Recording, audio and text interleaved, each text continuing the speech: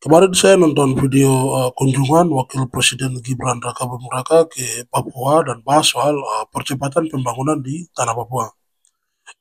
Di sini saya mengambil beberapa kesimpulan. Ini ada pro dan kontra soal pembahasan yang mereka bahas kemarin. Jadi kita mulai saja. Upaya percepatan pembangunan di Papua seperti yang dicanangkan Wakil Presiden dengan tuntutan seperti akselerasi 2 kali lipat dan fokus pada data memicu dualitas pandangan antara komitmen pemerintah dan skeptisisme masyarakat. Jadi kalau kita lihat dari sisi pro-nya itu, pemerintah pusat menunjukkan komitmen fiskal yang besar. Dengan total dana otsus mencapai lebih dari 190,9 triliun dari tahun 2002 hingga 2024. Itu belum termasuk transfer ke daerah atau TKD dan belanja kementerian atau lembaga atau KL.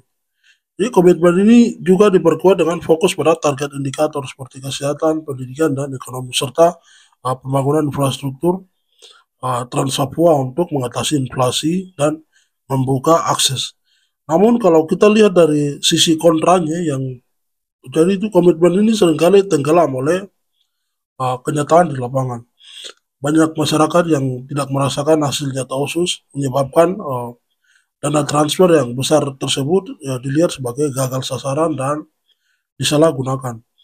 Kegagalan ini kegagalan ini membuat sentimen dan dukungan terhadap isu Papua Merdeka di kalangan-kalangan tertentu karena solusi pembangunan secara teknis seperti infrastruktur dan rumah sakit dianggap tidak menjawab tuntutan mendasar soal keadilan dan identitas.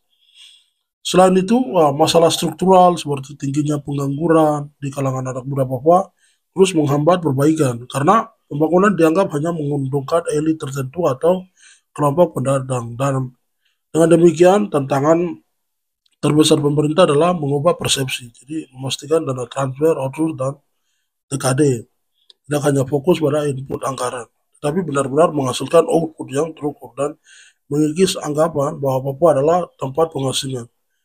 Jadi ini tugas pemerintah yang harus bisa lihat begini akar masalah yang ada di bawah. Terima kasih.